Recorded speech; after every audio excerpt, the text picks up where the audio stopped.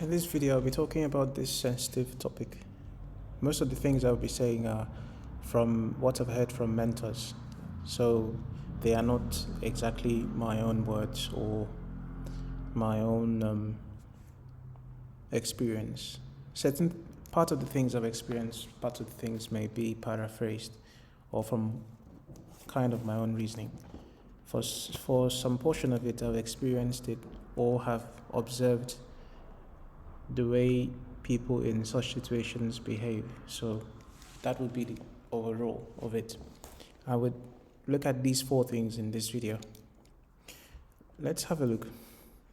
When a person gets married to another, what does that mean, and how long is it supposed to last? Is it supposed to start and then have an end at a time? What were the promises they made to each other? What were the things that they did to ensure that their separation would not happen or is less desirable? Staying together being more desirable than separating. The topic of marriage, it has a traditional sense, and I think marriage as itself is traditional. Not has been there before technology, has been there before many of the things we see today. So an explanation for this is more of from the traditional side, not something that is a contract, I would say, and it's based on an agreement. So there is a word, covenant. Covenant is some level of agreement, but it's on a higher level. A higher level agreement is a covenant. It's between 2 people and they want to be joined together till they die, till death. So in this union, they come together. So divorce is when they go on to separate. This thing that was meant to be forever, or that was meant to be till death, when it is cut off, it comes with a lot of consequence. It comes with a lot of pain. When 2 are joined together, their hearts are joined together, their feelings were joined together. That is provided they came together with the right motive. So, as these 2 have come together, at a time, at one point, someone, maybe both of them or one of them, decides to break off from the arrangement. There are some consequences that come with it, and it affects not just them. Maybe one says, I do not feel so good. I found someone else.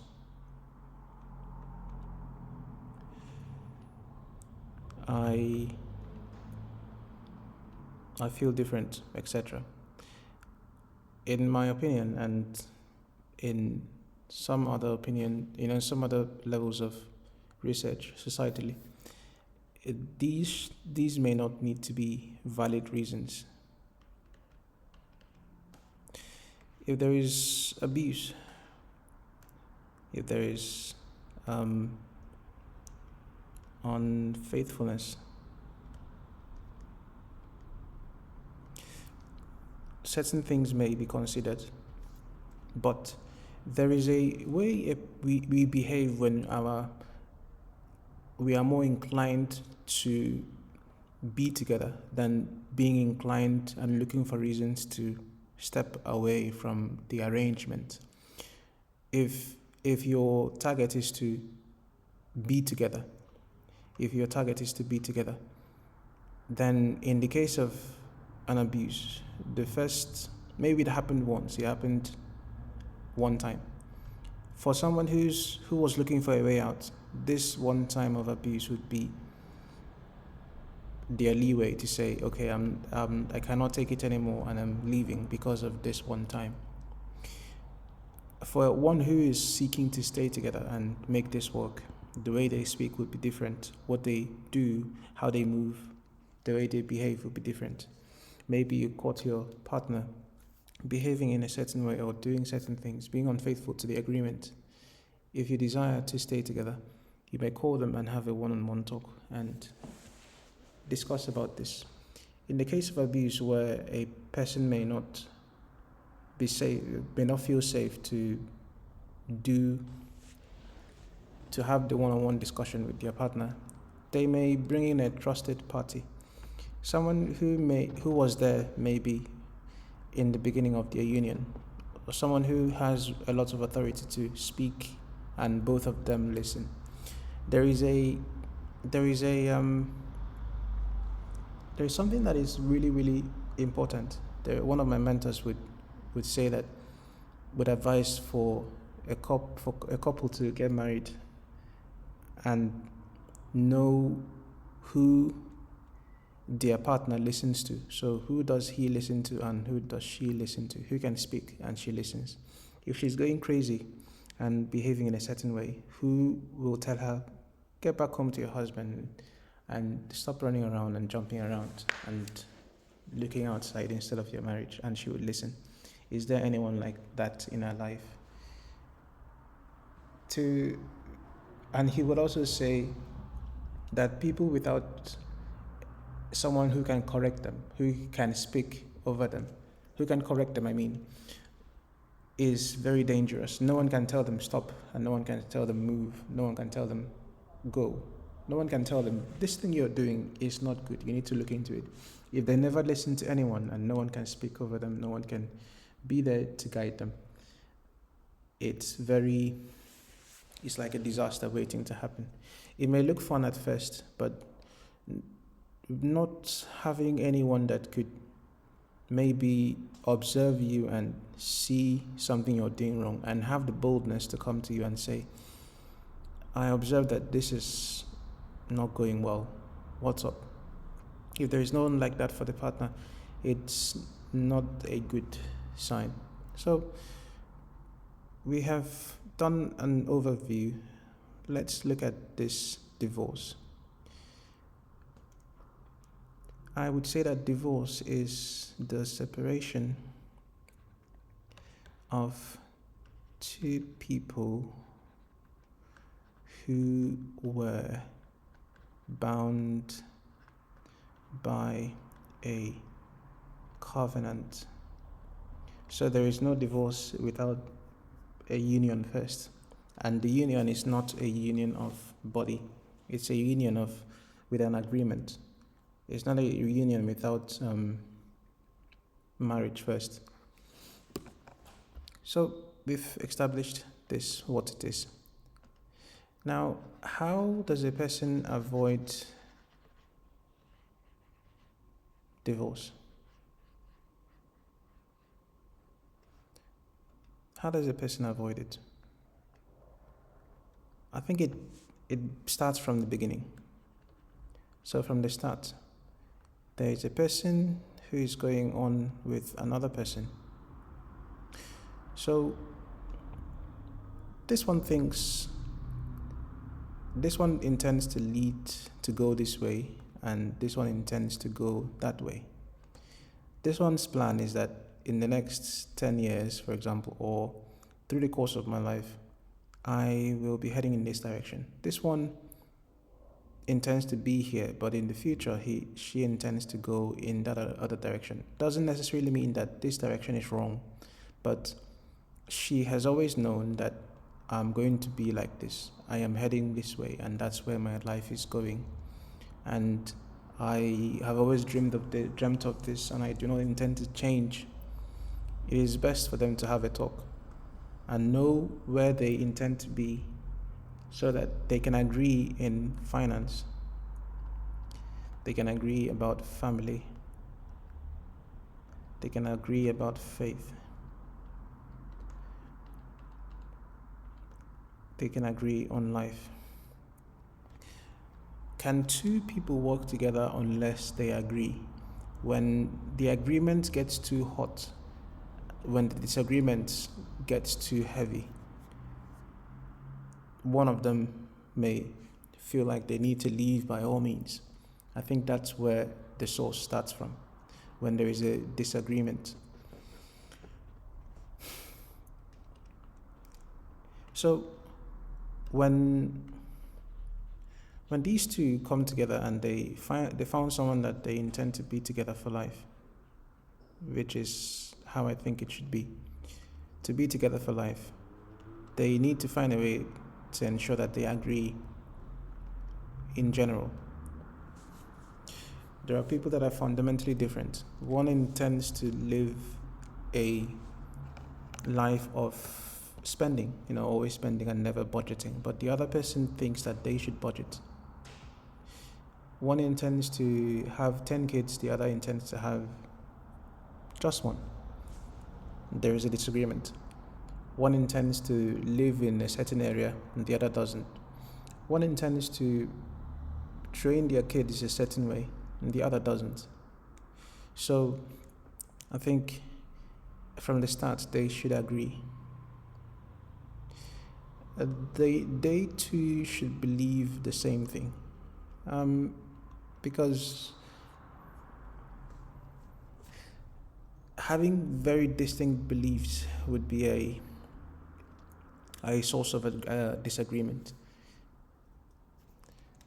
And another one is that the other one is that the two should truly be joined. Okay, now what does this mean? It means that the man should join with his wife.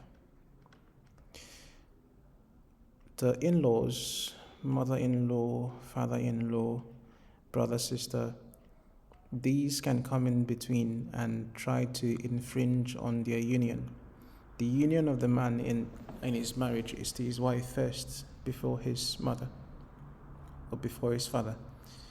So if there is an agreement, if there is a disagreement at home, they too should try to solve it together, to solve it with one another.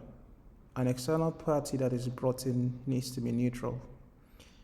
Always going back to mother-in-law, to mother, to find a way to solve a problem.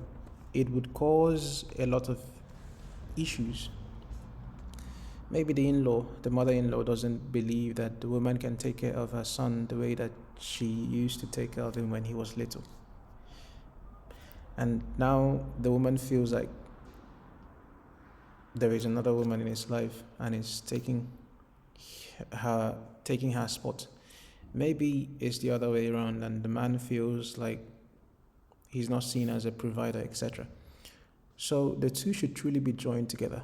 No spending of excess a certain amount of money without the knowledge of the other. No, I went out of town for 2 weeks and I never told my wife, for example. Or maybe I made some heavy decisions without informing my partner. The two are a partner. They need to agree, they need to believe, they need to be truly joined. They need to agree in the way they think. They need to agree in the way that they act, in who they bring into their lives. The two should be truly joined.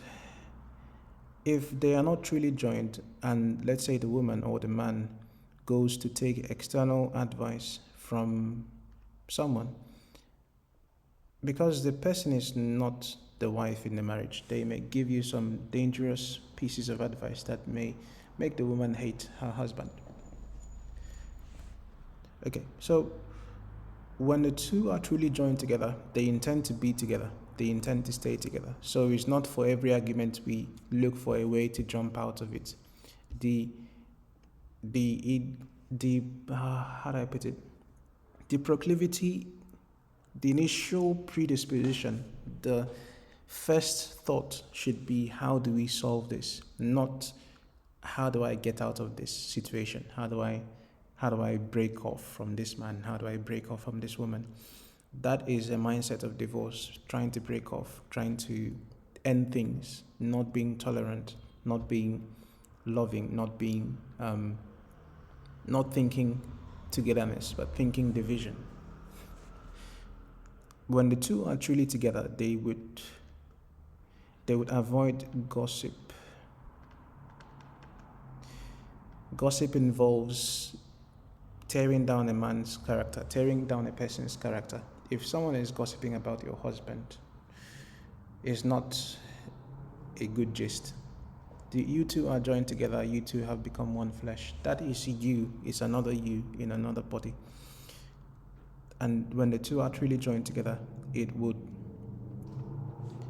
help them avoid many things.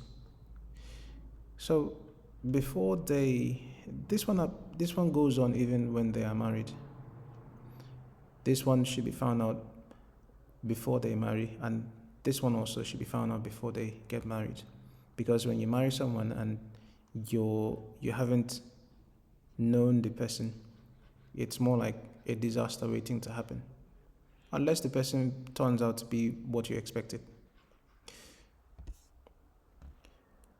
A man would say, allow a person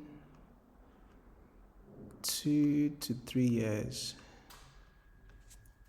to know who. Well, he said that, let's say someone who is an unbeliever. I'm using this for an example where a Christian is trying to get married to, he finds a lady that is not a believer. And let's say it's been 2 weeks after she got born again.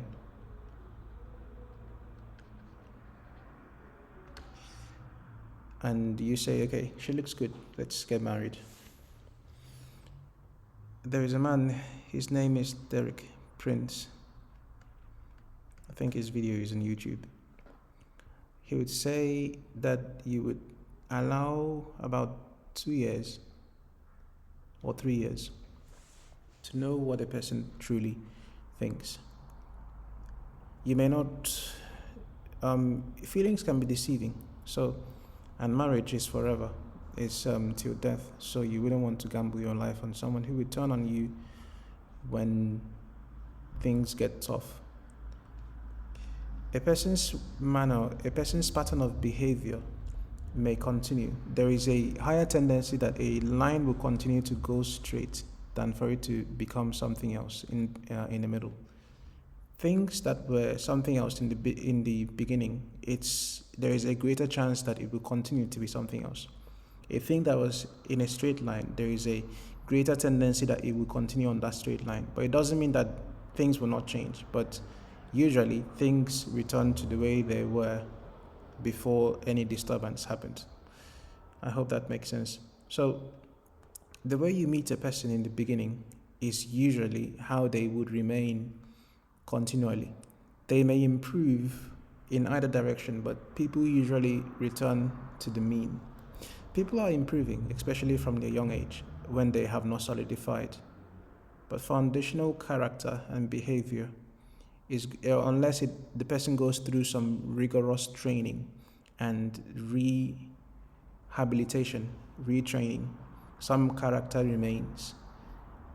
The character will not change unless it is worked on. No one confronts it, no one corrects it, no one tries to change it. It will continue that way.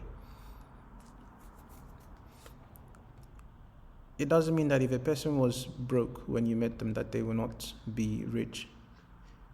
There were some elements of riches, some diligence, some consistency that were with him, but he just needed an opportunity to keep growing. But if a person was broke and was meant to continue being broke, for example, some level of training, rigorous training, reading of books, joining internships, getting mentors can actually change scenarios for people. So people can change, but with effort. Okay, we've looked at how to avoid. Now the consequences. I would look at the consequences generally from what happens physically. I wouldn't look at what happens in other areas. I would just look at this. The man and the woman have children. Children are born, usually people, most divorces, off the top of my head, I would say, happen when the children are still younger, or when the child is young, or when they are about teenagers. So those disagreements have grown, and the person has spent years and has decided, no, I'm not going to do this anymore. The children look up to the parents, and they require both parents to be formed properly. A person needs the balance of the two. From my observation, the girls may be really affected by the presence of their dad. The boys may need the care of their mother as well. The boys also need their dad to show them the way, teach them how to be a man, teach them how to maybe start a business, teach them how to earn, teach them how to respect others. The mother may need to teach the ladies her daughters how to behave, how to know her worth, how to behave, how to act, how to start a business, how to cook, for example, how to talk to others, how to dress, how to make her hair, etc. So you may have a society of people who, when they go to school, that is, if at all the children go to school after the divorce, they meet others who still have their parents with them and they feel jealous. Some social vices may start. So vices, feelings of neglect by the child. There is this feeling of what could have happened if they stayed together. What could have happened? Where will I have been if they remained together? There is also hatred to the other. Maybe one of the parents is telling the children about how the other was, oh, your dad was always like this, he never did this, he never did that. And there is a tendency that the child would hate those that remind her of her father, or the boy may hate subconsciously people who remind him of his mother, etc. Because the two are not joined together, there is a tendency for poverty or not living up to a potential, because there is the finance of the dad and the finance of the mother. Maybe she didn't remarry, but they are now functioning with like half of what they should have functioned with. There is a tendency for poverty. So this neglect and stuff continue. Now, this scenario is what I'm assuming would be the divorce of people who shouldn't have divorced. That means their reasons for divorce are foolish, for example. Maybe it wasn't that the man was trying to murder the woman, but maybe one of them went ahead and found a lover outside and said, okay, I'm not taking it anymore and I want a divorce. This is a foolish reason and it does a lot of harm. But let's say the man, on the other hand, was really obscene, was really doing evil to the children. It's best for, without knowing the details, what I would say is best for the woman to temporarily stay away from the man. Not to divorce, but to temporarily stay away, for him to rehabilitate. Possibly he may change. Divorce may not need to be the very first go-to. I've looked at the consequences, and I'll also look at overcoming. When these children have been in this situation of divorce, they would need to forgive. Now, forgiveness does not mean a return to the state that it was before, of allowing the person back into your life and letting them hurt you again, for example. But forgiveness may be not attributing the effects, not attributing the reason for your situation to them and holding them responsible for it. The longer we hold a person responsible, and that feeling of hatred toward them, the more it hurts us. So, even though, let's say, the dad was abusing the woman and it led to their separation, how does the child forgive the dad? How does the wife forgive the dad, the husband? Forgiveness is first in the heart. How do we let go of those things? Maybe no matter the abuse, he did that to the child and to the wife. And he left to someone else, to another woman. I haven't been through this, so what I would say are just speculations. How can a person release these things from their heart? How do we let go and not let it weigh us down? Every move we make, going to school, going to our workplace, having friends, our relationship with our own friends, this baggage is transferred through every stage of life. And a person may even die because of this, the matters of the heart.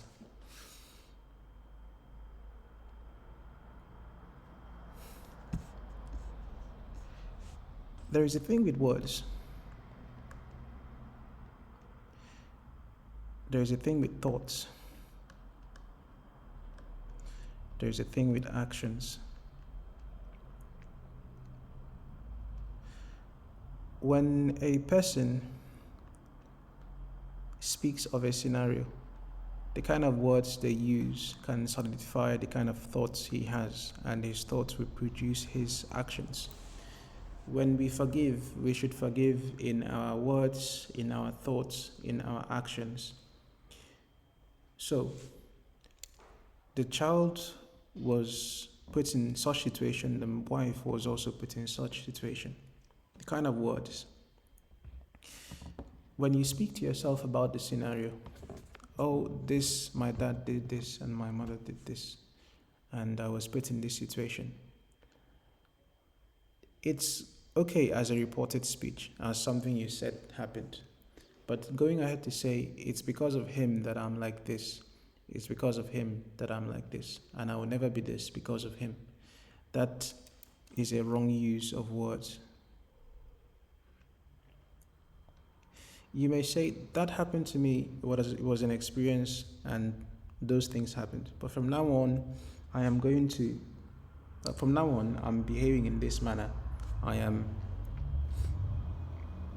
doing this, I am doing that. I have chosen to forgive him.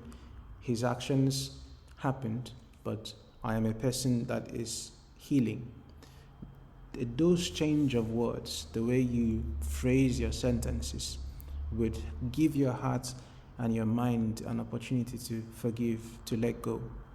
The way we think, when you get to bed, do you entertain the thought of defeat? Do you entertain the thought of hatred? Thoughts may come, a person will say that thoughts are like birds that land on a tree. So imagine there's a tree and birds come around, birds come flying, and they land on the tree. Your job is not to prevent birds from ever landing, but do not let them stay for long. 2 seconds max. Let's get rid of those thoughts. Feed on something else. If you need to call a friend to have some dinner with, to talk, you may. If you need to watch something uplifting, you may. If you need to chat, you may. It would be nice if the people who hurt us actually came back to us and said, I really hurt you and I'm sorry about it. It would really help us heal. It would really help a person heal. But do not let that be the only way that you ever heal. Give yourself the opportunity to heal. And give yourself the opportunity to say what those things that you wish was said to you. Oh, I am loved. Oh, I am favored. The kind of words you use can help you heal. The things you do, maybe deciding I'm going to pray for them or I'm going to send them gifts anonymously. They may not really have to know that you're the one that sent it. Maybe if they knew that you were the one that sent it, you may be hurt even more. They may say, "Oh, so you think that I need your gift, or I don't want to ever hear from you anymore," and they destroy it. And if you know of it, it hurts you even more. Maybe sending an anonymous gift may help you let go. Maybe physical distance, moving to a different state, going somewhere else can help as well. So try to act out your forgiveness. Try to think out your forgiveness. Try to speak out your forgiveness. Do not use your words in a way that puts you back in a box. Okay. We've looked at how to overcome. That happens for the wife. These can be applied, and this is the same for the child. Let's say a person is in a fragmented state. There is very little money because the other partner left. How do we put this? When the two were together, there is a higher chance of them making more money. But because they are separate, there is difficulty now. How does a person put that together? You may find a way to budget. There is a person that says that what you do not track, you cannot improve. If you need to improve a thing, you need to track it to say, okay, let's say we spent $100 this week on food. Is there any way that we can make this $100 serve us for 2 weeks instead of 1 week? Can we buy things in bulk? Can we buy bags of goods instead of just a smaller portion? There is a percentage that you save on buying things in a larger quantity than buying them in a smaller quantity. Can that help us? Can we cook our own food?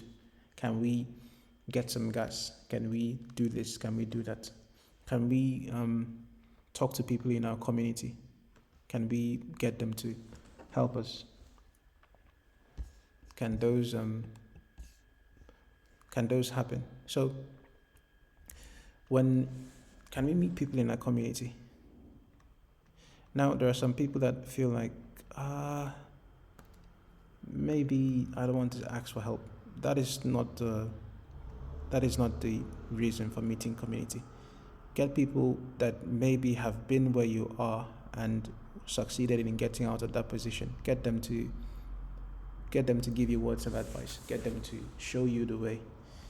So you're not going there to be one of their burdens, but going there to get some piece of advice. Talking to someone who has been who was where you are and has improved can actually help. It goes to show you that there is a way out. So someone who went through a divorce and is now doing better, we can actually talk to them. The community can help us in such way. Also, maybe renting in a place that will help us not spend so much. Rent is a really large portion of people's expenses, and cutting that off can help us budget more. So budget and community can really help. In general, this is a summary of what I would say in this situation of divorce.